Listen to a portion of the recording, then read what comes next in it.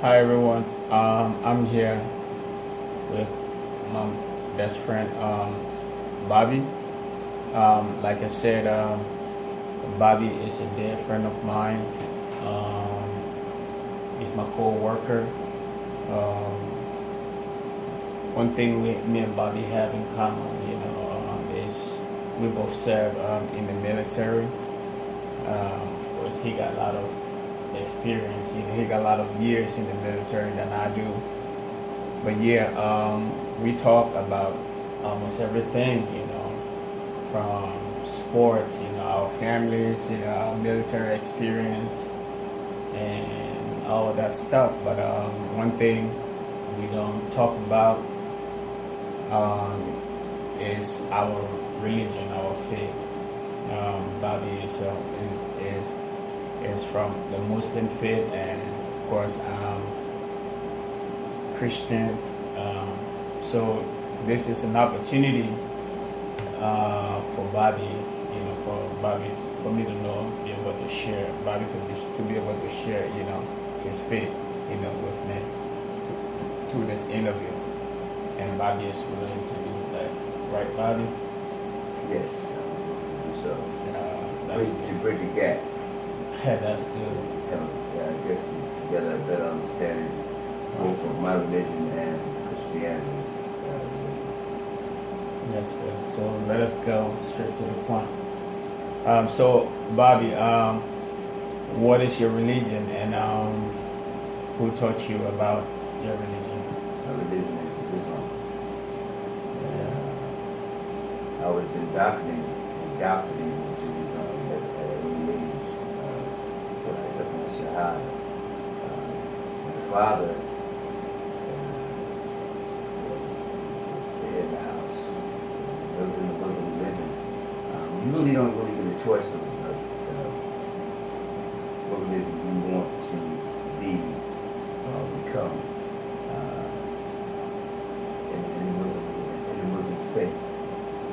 My father introduced Muslim religion to myself and also to my siblings, and so I grew up Muslim. That's about it. It's kind of funny that most of my family we're from the South. Okay. And my grandmother and my grandfather, they were Christians. So Okay. it was a big struggle between my father, my mother, and the rest of our family, because not too much was known about Islam. I've been a Muslim since I was born in 1957, so I've been a Muslim for 60-some years. So but it caused a lot of turmoil within the family because it was unorthodox. It was something different, being from a Southern Baptist background. So my father, who was a devout Muslim, he taught us the faith. We went to the different mosques, which they didn't really have too many of them back then. So, especially in the city of Philadelphia, when we moved to Philadelphia, when we lived in New York, they had a lot of different mosques that you can go to Salah. Salah is prayer. Okay. And, as children, we always knew that we were different than everybody else, not because of skin color, but because of the religion that we lived. Okay. And Islam, like any religion, is a way of life. Okay. But if you're more devout, which my father was, we walked that life dead. There's certain things we couldn't do, say, participate in.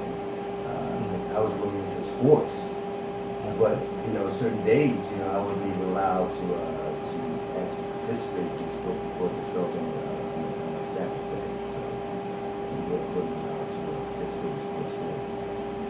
But for the most part, my dad was the forerunner with it, and then the man that he was, he really instilled in us the values of Islam. And Islamic faith is it's like any other religion. It's a practice. You try to be perfect, as close to Allah as possible. Allah is just another word in Arabic faith, which is Islam, is God. Okay. And I know a lot of people say it's Yahweh, like Jewish and Christian Jew, not Christian Jew, but Judaism and Christianity, they put the word down to come up to be Yahweh. That's another way of saying Right. But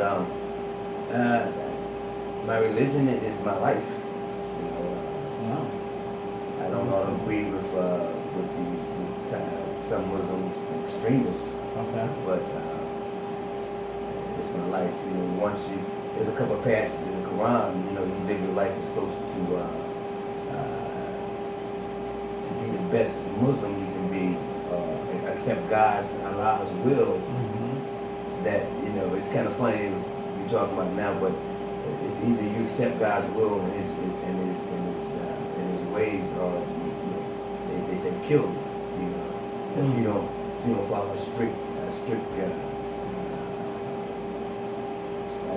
day-to-day teaching, what Islam is. Okay. But that's a very harsh way of looking at it, and it's all given to interpretation anyway. Like anybody. So extremists take it to that point. Oh, yeah, right. And that's the problem we have now with Islam opposed to Western civilization and their views on religion. So, but like I said, my father, the man that brought it all together, because of my father read a lot, so he read a lot about Africa and slavery and what the original religion was over there and stuff like that. So, matter of fact, my Uncle George really, which is my father's younger brother, he embraced Islam a little bit before my dad did. So my father wasn't born a Muslim. Okay. He became a Muslim, I guess, after his parents died around 15 years old. He was 15. He had to basically make it on his own. He migrated from New York to Philadelphia. He had some uncles and aunts there. And this was like a Mecca. Philadelphia was more like back in the 50s. It was more like a Mecca for change, as far as religion, yeah. Wow. So that's what I'm not sure. I can't remember the E-man who got my father involved, but I met him several times. But it's been a long time that got him involved with Islam. And it's not. And a lot of black people associate Islam with the Nation of Islam. There's a difference between Farrakhan and the actual studying and biblical writings about then Allah, even though Elijah Muhammad, followed the Quran, but they kind of like you could say that they took the approach of the radicalness out of it. With the whites, devils and all that other stuff. Whereas the actual, if you're actual Muslims have blue eyes. Yeah, that's what Malcolm X really found out about Islam. Because he went over to Mecca, and when he went to Mecca, he said it was all different colors of Muslims, Chinese, the Muslims, very big population of Muslims all through Southeast Asia and all through Africa. It's getting bigger. So maybe one day you might want to change your religion from Christianity to Muslim.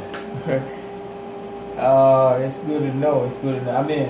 Just going back to what you said, we know, the South is known to be, very religious, when it comes to Christianity. So I can imagine, your father, or your family, what they went through. Oh my God, man! I'm telling you, like my grandfather, my family, it wasn't really. And not only it wasn't. It was taboo because, especially now, my father was born in New York. My mother's from the South. So after my mother and father got married, we'd go down to visit, and the way my mother dressed with garb on, it wasn't the type of garb they wearing now. She just kept her head covered. She didn't have to wear, any coverings over her face. And she wore, a longer dress. And my father, dressed as a normal man would, but, now, you know, you bring into the equation, now everybody have their own style, you know, Right. especially Muslims that are American Muslims. Mm-hmm. You know, they have the little cut off short pants or whatever. They dress different than the actual Islamic, you know, over from Arab, you know, that are Arabian, you know. But yeah, we had a lot of turmoil, and then a lot of times when my mom would go down south, my grandfather, my grandmother would, you know, tell her, look, you better change the way you dress because the white folks down here is gonna wonder what you doing. If you went to some type of voodoo or something like that, yeah. You know, but it's because the way they dress a long dress, even though the Baptists in North Carolina also, the women wore long dresses, you know, to cover like the knees and the ankles and stuff like that. Because as far as, you know, no woman should bear any flesh, except you know, for the face. But it was a transitioning thing for me, especially growing up. It was kind of crazy because you know, Muslims pray 5 times a day. Right. But Wow, it's good to know. Yeah. So also let me ask you, do you believe in God? If so, what does your religion teaches about God? yeah, I believe in God. Like I said, Islam is a way of life. Right. So it has to do with my everyday, the process of my life. You know, when I wake up in the morning, I pray. You know, first before I pray, I want to shout before the sun comes up. And you know, I pray during the day. And you pray 5 times a day. You know, you pray before the sun rises. You pray before the sun. You know, gets in its height. It's height like around noontime. Then you pray again. You know, as the sun starts to set. Then you pray just before you go to bed. So it's, you know, if you're practicing Islam and you're doing it the right way, you know, that's the process. And but yes, I learned, you know, he's a compassionate God, he's a forgiving God. And like I said, I never took the militant approach with Islam. Okay. I always take the good out of it. Because like I said, you know, the Bible is written in parables, and you can basically move words around and make them fit the way you want to. But mostly, you know, my family was a peaceful family. Like a lot of Muslims out there in America, they're peaceful. And they just want a normal life like everybody else, without, you know, any prejudice because of the way they live their life. Okay. You know, it was kind of hard then growing up as a Muslim child, but it's somewhat easier now. But it's still a lot of skepticism out there as far as, you know, why do you wasn't born there, you know, you were born in the States, so why are you a Muslim now? Because that's where I was raised up. And then as I got older, I did my own research. But our lives, just in other words, saying God, and my God is the same as your God. It's just we have a different way of looking at our religions as far as the expectations. But it teaches me a lot. My religion teaches me a lot about how God is, like I said, the most powerful, the most compassionate, and that I would not be here talking to you right now had it not been His will. Because anything that Allah possesses and gives you is His will. That, you know, that we're here, that we're talking about, and hopefully maybe He can convert you over to being, you know, a Muslim. But that, you know, that being said, you know, as long as I look like this, one thing God has taught me is that, you know, regardless of our different backgrounds and our different religion, it teaches us that, you know, to respect one another. Because the bottom line is we all believe in the same God. We just have different schools of thoughts about God. That's all. it teaches me, man, to be compassionate and loving and caring, and you know, just about anything that lives, walks, crawls, breathes. That it's a part of what Allah made possible. The air we breathe, Okay. leaves that grow on the trees.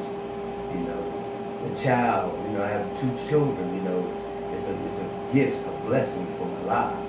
You know, Right. if it was not His will, my wife would be barren, and she couldn't have children. But I could not hate Him for that because that's His will.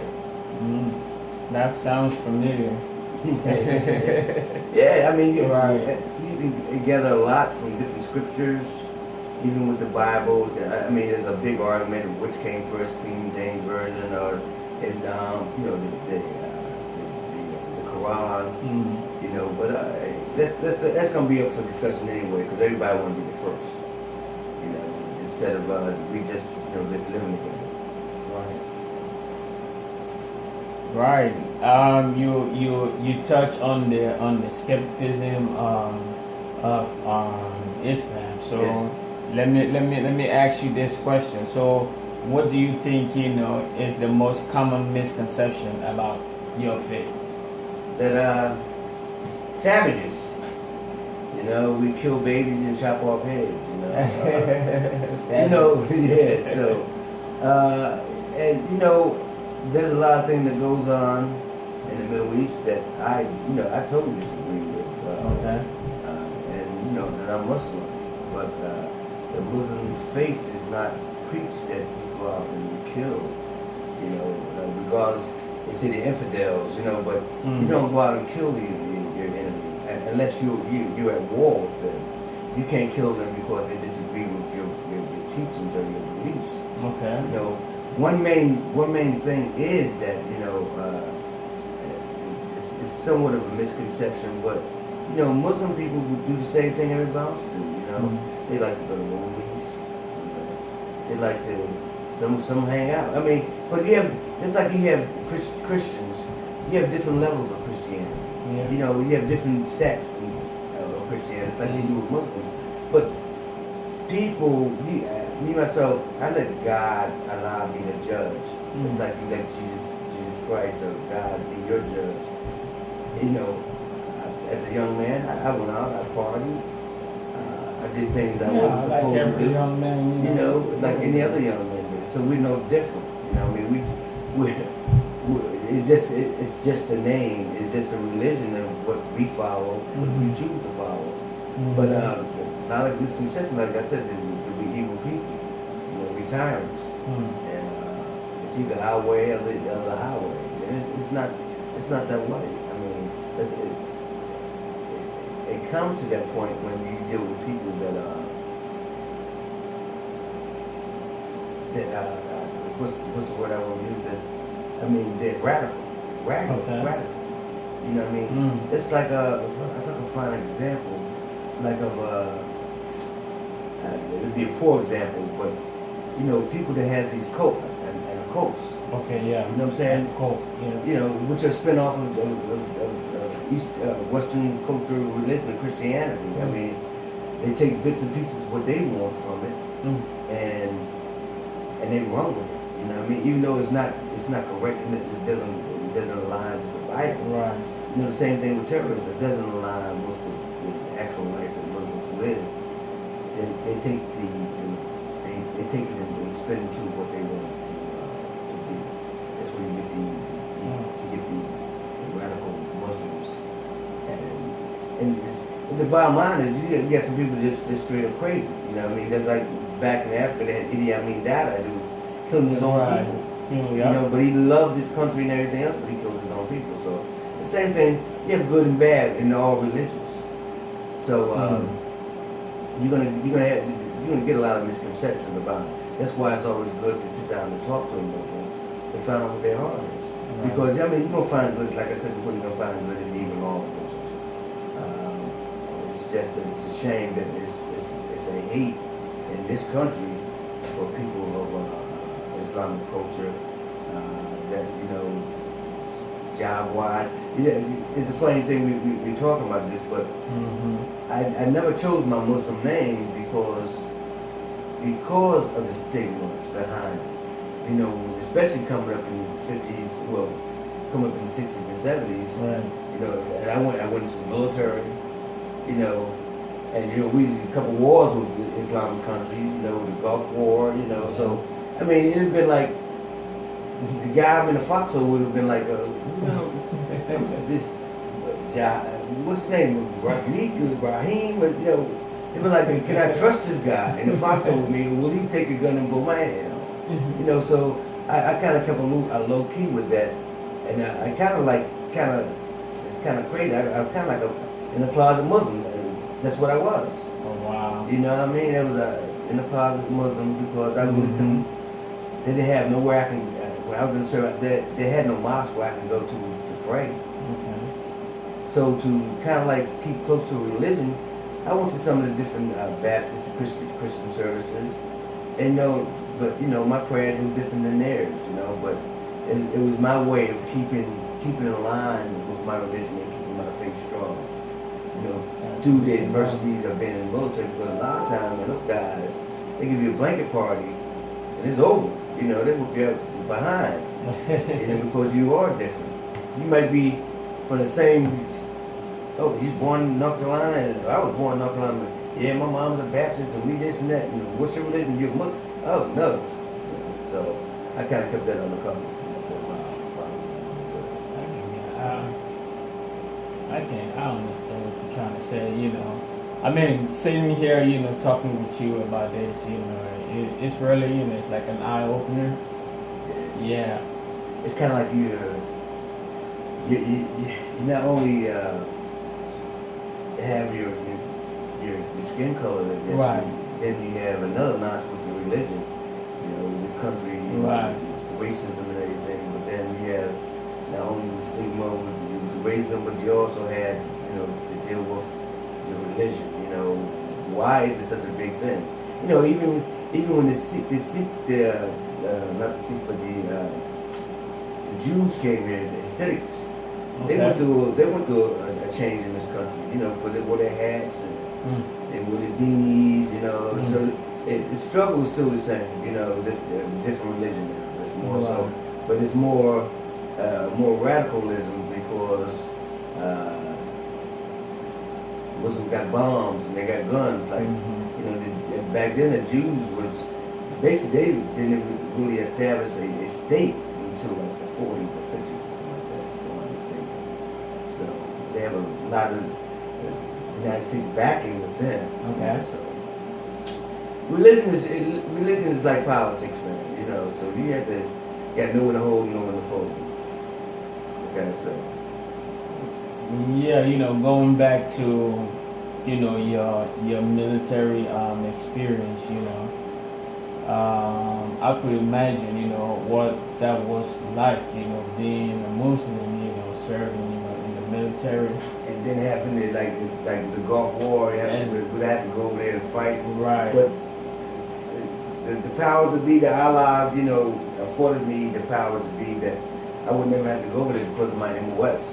Okay. If I did go into a war zone, it would definitely be just for support because I was personnel. Okay. So I wouldn't have to actually, I mean, I carried a gun, but I wouldn't have to go out, you know, into war because people provided the soldiers was behind what they would say behind enemy lines.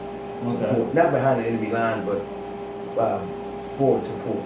You know, paperwork, injuries, anybody get hurt or whatever. We tap with the paperwork, you know, notify parents if they were killed in battle or whatever. Like basically you wasn't down range. Nah. You were kept like. That was in the heat of things. I was behind perimeter, you know, probably like 120 clicks behind, you know, where the main fight was going on. Okay. In that aspect, and I think if I had, say for instance, if I was in an infantry type of MOS, military occupational specialist, and they knew I was Muslim back then, they probably wouldn't send me anywhere anyway. They probably said, "No, I could imagine that. You know, this guy's a liability. You know, we're not having that. You know, he mess around and go similar to like what went on with I'm not sure exactly what date when the Muslim guy went in and shot up a lot of people in the platoon. I think Right. it was Major or something. Yeah, He shot a lot I of people. think it was Yeah. in Fort Hood. Yeah, Hood, yeah. Texas. Shut up the place, yeah. Yeah. So, I mean, you have a lot more freedoms now, you know, as far as Right. Muslim, you know, as far as the culture, the people understanding and knowing it and respecting it. Whereas back then, you really didn't have all that. So I didn't have no choice but to be in the closet Muslim. I'm glad you mentioned the incident with the major at Yeah. Fort Hood. Yes. Yeah, because it has been a lot of misconception about Oh, yeah. Muslims especially And that kind of like shines a light on it. yes You know, but you have one individual. You never know what type of what type of psychological issues that person may have had, Okay. and you never know what type of indoctrination he had growing up as far as being a Okay. Muslim. So, like they said, they had sleeper cells and all that other stuff. I mean, it could have been something that triggered him off, and he probably did it whether he was a Muslim or not. You know what I'm saying? Yeah. Okay. So, and he probably got a lot of harassment too, because you're a major or you're a colonel in the army, you still have prejudice, and those prejudices could come out in orders that they may have given him. Right. In the military, sometimes people are just blatant and say, "Oh, you sandhead," or "You sand," the little stuff they call each other. Right. So it's crazy. But I think the world's changing. Right. Yes. Good to know, Bobby. Good to know all this, thing coming from you, Yes, sir. Yeah. Also, let me ask you, what are your beliefs about heaven and hell? Well, I believe there's a heaven, and I believe there's a hell. Okay. My belief that Allah, the Almighty One, would not forsake you Okay. if you live a life as close to his life as possible, as close as Muhammad. Muhammad is a prophet sent by Allah, Okay. who the archangel Jacob would simply give the messages from him. That Allah would give the message of Jacob to Muhammad, and Muhammad would pass on. Look, this is what we need to do as people. So I mean, if you live your life the way you're supposed to, your Islam's life, it's close to Allah, and do the right thing and raise your family. And one thing, let me say this before I move forward. One thing I never believed in, you allowed to have 4 or 5 marriages, wives, whatever, as long as you take care of them. I never bought into it because I couldn't see myself with 5 different women. Okay. So I'm married, and I've been married for almost 20-some years, and I couldn't see myself having nobody but her. That's one aspect of the religion that I didn't choose to implement in my life. Okay. So It's good to now, know that. now that's not going against the will of Allah. You know what I'm saying? Now, if I was to go out there and marry 5 or 6 women and only take care of one, Okay. that's against Allah's wishes. Because if you take on a bride or a woman, you marry them, you have children, you're supposed to take care of all of them. You're supposed to take care of all of them the same. Okay. One thing, you definitely can go to hell if you smoke, because your body is a temple of Allah. He blessed you with the mechanism and the heart and the breathe, and Right. the blood flowing through your veins. He blessed you with that. So why try to harm and dismantle anything that He has given you? So